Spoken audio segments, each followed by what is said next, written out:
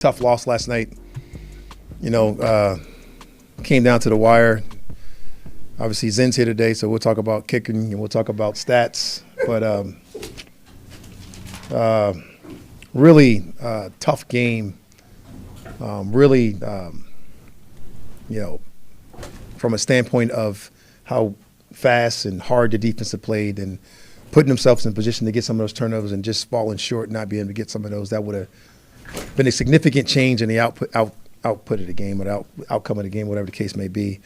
And then really on offense, how special Michael was, particularly those last three drives of the game, and some of the things he was able to do situationally, some of the things he was able to do from a time standpoint, some of the things he was able to do from a physical standpoint, getting the ball down the field or making the right decisions. And we just didn't play well enough on special teams, which is really uncharacteristic for us. And we got to get better there. And with that, I can just kind of open up questions.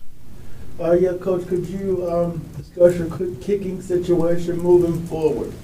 Obviously, man, we talk about these positions all the time, right? Your kicker, your quarterback, your head coach, and most of the time your tackles, can be the centerpiece of anything in this game, like a golfer. So, it'll always be very critical on him. And then obviously this week, missing that field goal that time in order to tie it is always going to be one of the critical points that we talk about. And we got to bring in competitive edge. We got to go out there and look. We got to go out there and bring in people to compete.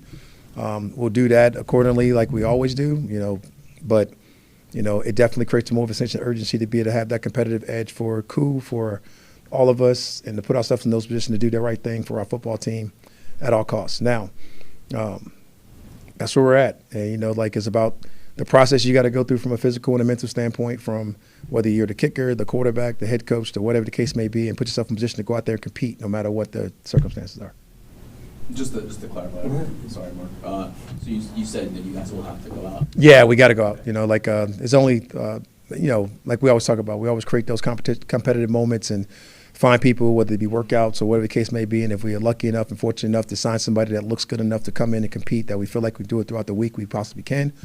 But we'll keep scouring. And then, in the meantime, we got to line up, we got to kick it, we got to make it, and we got to go through our process.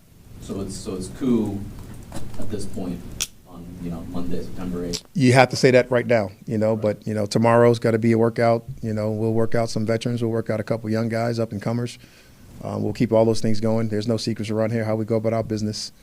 There'll always be a highly competitive atmosphere. There'll always be a highly competitive deal.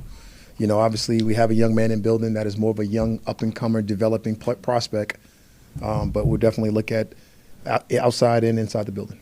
And he's not someone that you think is ready. Talking about Lenny Creek, he's not ready right now. I wouldn't say that. I would just say we're going to go look at some veterans as well, along with some young up-and-comers, and we have one in our building that we talked about in Lenny. Got it. So it's been since 6-3 last year. It's been 4 games now where the kicking has directly impacted the outcome of the game. Yes. It feels systemic at this point, that it's not addressed. I mean, have you had legitimate conversations with you and Terry and everybody else about this has to get fixed, and now you can't keep losing games this way? It's not sustainable. 100%, Steno. I think those conversations are always ongoing. Last year we know that it factored into injury and some of those things. So, when you're talking about it being that way, you had to factor those factors in. Us bringing in the kicker last year to finish the game for the season for us last year, us having to do some of those things because of that. That's the part of the physical part. You're always worried about the mental part when you're talking about the kicker, the quarterback, the head coach, and all those things. So, you had to factor those things in. That's what the offseason was for, bringing in Lenny, having some competition there. Having those guys in the offseason, Koo having a really great offseason when it came to his body development, his growth, his mentality, his percentage when it came to the kicks, when you guys were out there charting just like us, all looked good. And then for it to show up in the first game, it obviously creates the automatic panic that we're all going to go into, like we're going to do, in order to find out who can come in and help us, or whether we can stay the course and still figure out how to get it done. How do you measure? When you bring guys in, look at this. How do you measure what you're looking for? I mean, look, it's a very binary system. Either it goes to the uprights or it doesn't. There's no doubt, man. Right. I'm not going to sit. You're right, though, Stan. I'm not going to sit here and act like I'm the most critical kicker and what happened, what went wrong. All you know about is does it go in or does it not, for the most part. But you do have professionals and you do have experts in the house. Can go out there and look at some of the things you're looking for, whether it's the pop, the distance, the length, the consistency, whatever those things are, to try to figure out so we can help us make some of those decisions. But those will always be factors into everything that you're talking about. And some of it comes with experience. Some of it comes being in that moment. So some of those things always happen, man. It's like the golfer. Though some of those guys got experience, and they know when to swing it, they know what to swing, they know what club to pull out, and you got to fall back on some of those things. One more quick one. You told me last year that it does affect the way you coach when your kicker game is suspect. Yes. Are you at that point already after 1 week where in a game situation you have to evaluate, go for it, punt it, kick the field goal kind of deal? I mean, does it factor into your game plan already? That's what happened yesterday, yes. You have to say yes, right? When it goes down that way and you got to make some of those decisions, it's always going to factor in, particularly when you don't make them. These are the hard truths in what we do. These are the hard things that happen, and you got to be honest with your kicker. And my kicker's Koo, and I had to be honest with him, talk about those things with him, and we had great, honest conversations today, and we'll continue to be that way because I do have confidence in him, and I have seen him win games for me before. I have seen him tie it, and last night did help, with everything that I've said and everything that we've been through, but he did have an outstanding offseason, kicking the 90% that we talked about, and then last night does not look good, when you bang one off the upright to go in on an extra point, and then you miss that one to send us in overtime. It definitely affects you. That's like what I was asking, Raheem. Was that an extra red flag? The fact that almost missed the first one as well. That's got to be, Mark. That's like the human nature will make that a red flag for you in everything that you do. And then obviously, like we talked about with Steno, does it go in, or do you miss? And like that's the ultimate red flag. What did you make of just the performance of Elijah Wilkinson in his start yesterday? It's really hard to talk about just Elijah Wilkinson. We didn't play particularly well up front, and that showed in the run game. You don't go out there planning to throw the ball 42 times with your young quarterback. You want to go out there being established to run it, but to get some of those things going. And when it shifts to having to get some easy completions and Mike having to really control the clock with his arm and being able to get some easy completions out there and throw some timing and rhythm passes in order to get some of those things going, that's not how you want to go, particularly up front. Elijah, you felt good about everything except for the false starts, right? You got 2 false starts that you got to eliminate, and those are things that are going to happen. You don't want them things to happen at home. That's the greatest environment you're going to be able to play in. And when you get to the road zone, they're going to get tougher. So he'll get better and better as we go. But to go out there and execute and do things that we need to get done, sure, no problem. From a protection standpoint, you felt good because you did drop back 42 times and get sacked once. You got hit a couple more times than you wanted to, but that wasn't all on one person. That was all across the board, how you spread it out and all of those things. But Elijah gives us a chance to win every single game, and he'll get better and better as we go. But for his first start, to go out there and us to be in a situation that we was in, particularly those last 3 drives of the game, for Michael to be able to get on the field and have the confidence with the protection, have the confidence in being able to execute the offense, felt good. Coach, you mentioned the struggles with rushing attack. What can you do, or what can this team do better to improve that rushing attack? Or is it just as much a credit to what Vita Vea and this Bucs front can do? First off, I want to start off by giving those guys credit. They're tough. They're always tough to run against. They always have been. But we could be better in what we do, and we will be. Like, I got so much confidence in Chris. I got so much confidence in Bergeron and Newsel and Jake, and now Elijah, our 2 running backs, our plan, everything, our coaching staff, like all those things. We've run the ball well here for a long time in a bunch of different ways, and, like, we'll figure that out. We just didn't get going yesterday. Raheem, the defense, 15 pressures, 1 sack, a lot of opportunities, interceptions, but no interceptions. Is the message this week kind of finishing when you're in position there? That's always kind of the message, Will, and you're so right. But, like, it was more than just even the 1 sack, man. It was like the 2, 3 missed sacks that could have been, and it'd be a completely different conversation, particularly that last one in 2 minutes that we just missed the layup on. And I know that burns Caden, and you can say it, and I know that, this is not a blame him because all those things happen in all types of plays, but I mean, that's a big, significant difference, man. You're talking about a 3rd and 18 potentially, as opposed to the 3rd and 8 that he scrambled for and got the first down, right? That's huge, and like that is discomforting. And then also, it was probably about 5 mix-ups. On picks, a couple of them a little tougher than the other ones. Maybe AJ's a little bit tougher. Maybe Divine's a little bit tougher that he didn't pull in, but the 2 that your young safety could have grabbed that were great job by him. A lot of credit to him for even getting in the position to be there, doing the right things, putting yourself in that position to possibly make that play. And then, obviously the one with Caden on the sideline could have been a walk-in touchdown. And, like, those are big-time factors, right? And then we talked about the ball being like oxygen around here, and it became the truth last night. We get some of those. We're talking about a different ball game. With Mike throwing 42 times, I know a lot of this is game-dependent. Yes. It changes week to week. But essentially for a guy who's only made his 4th start, a rookie. No doubt. His 5th start. It feels like a lot from a numbers standpoint. Do you go into a given week with a sort of a pitch count idea of how much you want him to throw? And again, I know it varies based on the opponent, but for young quarterbacks to throw that much, more often than not, it tends to lead to mistakes than not. No doubt. In the case of Mike, but So The only thing I can say is I agree with you on this one. It's like you don't go into it. You don't go into it saying let's go ahead and throw the ball 50 times with a young quarterback. You don't go into it with an old quarterback really feeling that way. Like a seasoned vet. Yesterday, the way the game played out, that gave us the best chance to win, and Mike certainly proved that in those last 3 drives, and what he was able to do, going out there, getting some easy completions for us, whether it was Kyle Pitts, whether it was Ray, whether it was Drake. The couple of plays he made on third down to Casey Washington over in the corner at the X position. Some of the plays that he made in the check down to Bijan. He did an outstanding. Some of the times he had to use his legs. He showed him a 2-man. He was able to scramble up the middle and get a significant gain. Showed him a couple of plays in the red zone where it becomes a scramble game. And the play made on 4th down, and I believe it was 3-2, to extend his body that way and reach for the first down in the needed situations and know when you can put the ball out, know when you can't. I can't say enough about the high-level execution by him. The 11-second play when the ball has to go up and down so you can still have time to kick that game-tying field goal. Up and down, no mistakes, no thought about it. Don't pull that thing back down because this thing gets tackled and bound. This game is over, and I'm talking to Steno about this on Monday. So to watch him go through those things is promising. No, Steno, I don't want to go out there and plan to throw it 40 times. Raheem, was it important, though, of all the types of games he could have played, seeing him out to control with touch throws and timing throws and things like that? Was that important for you to see in week 1 to know, hey, he's got that in him, we can turn this game this way if we need to? I wouldn't say it was important for me to see because I've seen it. We practice that way at times, and we do that in practice, and we set them up. And, I was really confident watching him do those things. And I know that was kind of something, a knock on him coming out of college with, completion percentage and being able to get to the checkdowns or some of those things. But, really – I've said this a bunch of times, but when he got here, he showed us some different things that we didn't even know. We knew about the big arm. We knew about the arm down the field. We knew about the poise of the young man. And then when we got here, I'm like, whoa, I don't know. I missed this check down thing might be a little overrated. Watch him pepper the ball around and, some of those things.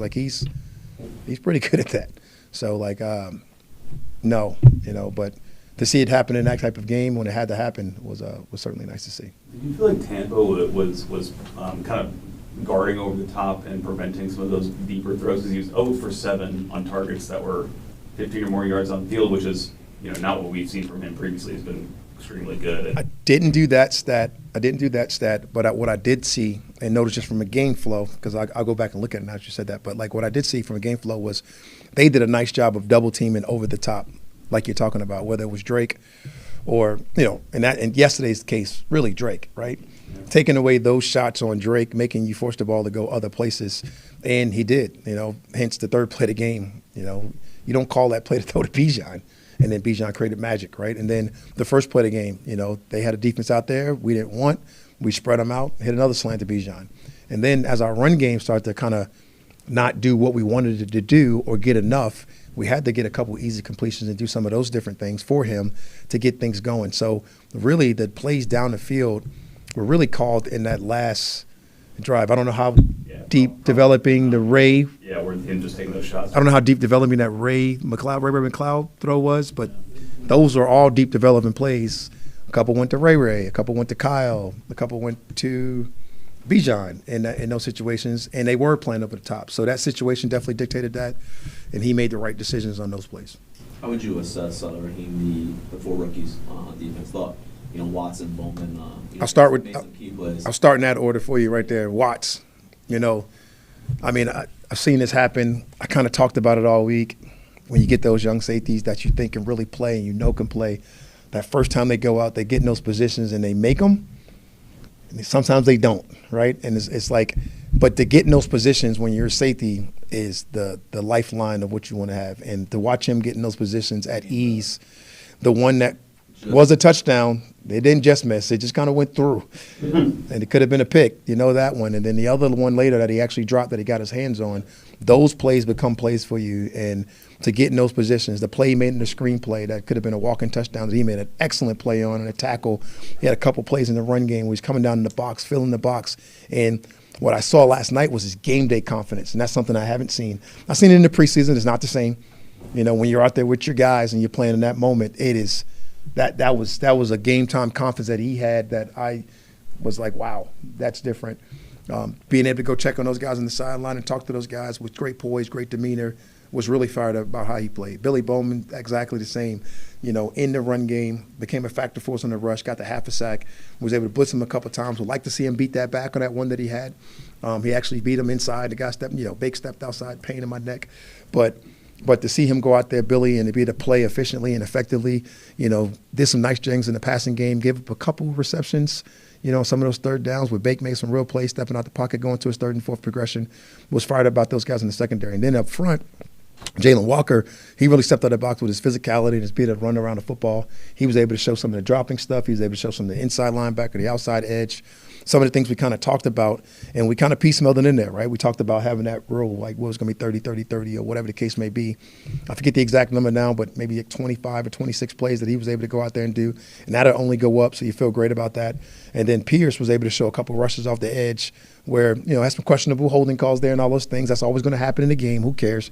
You're not complaining, but, he's got to find a way to tear off some of those plays and finish some of those plays. So going back to, I think, Will talking about finishing, if we finish a little bit better up front, getting those type of pressures, you'll feel great about your day on defense. And if you finish any of those interceptions, particularly 3 of them, man, you feel great.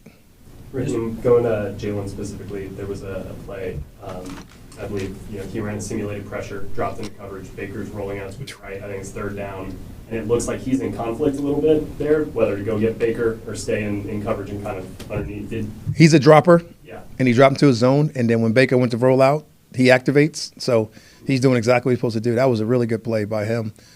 We had some other ones where you want those guys on there. Rookie's going to make mistakes, right? So we had a couple mistakes by the rookies. I'm not going to sit and act like they played a perfect game, but they're expected to, when everything starts moving like that, when you're playing against a team like that. So, he played fast. That was not one of them. That was one of the ones where he's able to drop back and Baker starts to make a decision to run. There's other guys in the 4-man rush, and then he replaces. That was pretty good.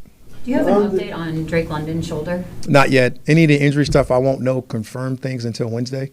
I might know Tuesday, but I'm not talking to you guys tomorrow. But I won't be able to confirm anything until Wednesday for those guys and what's happening as far as practice and how they're going to go. But Drake is a tough human. I feel good about it after talking to him. I just want to get some clarity on all that type of stuff before I answer the lead because he's going to hold it to me. Yeah, I got the whole list over here. I don't know. That's why I answered that question that way so you don't have to ask about anybody else because I don't know. Okay. All right. But yeah, Mooney, we could ask about Mooney. Feel good about Mooney. We'll see more. He did warm up. He's been doing a lot of things that you guys have seen. So, that's just when I get a chance to sit down with all the guys and discuss it, our performance team that happens tomorrow and see where we're at there. We definitely got to do it tomorrow so we can get our planning going. So we'll see. I'll have more clarity tomorrow on that. And does Rook have to do some extra push-ups this week? Rook did a nice job. What's that mean? I meant the penalty on the drive there. Man, that was tough, man. That was a good flop by Bake, man. That was basketball-esque. All right. That was basketball-esque. Now, Rook, he did sell it. Rook's got to do a better job of completely avoiding that, And I do. Don't get me wrong. I'm not going to sit here and make an excuse for Rook. You got to be better. You can't have that penalty. That was critical to put him in field goal range. All those type of things. But that was an excellent job by Bake on the flop. And I told him that after the game yesterday. Mike Hughes, the rookie made a couple touchdown grabs. It looked like he was in coverage. But we don't always know all the time. Yeah, you're right. And that last one, the critical one, we should have had a post player. And it was Jesse. I don't want to act like I'm trying to sugarcoat those things. Jesse stayed in the post, and those things are critical. That eats at Jesse. He'll be upset at you guys. Don't ask him about that this week. And Mike wants help. And Mike can squeeze that thing, make a play better there too. But they make plays too. So that was one. Mike made a great play on the stick play earlier, knocking down a pass. The actual other one is not. That was the rookie to make that one and that other one, that pick. That we missed, and he's kind of he's back there in deep defense, but not.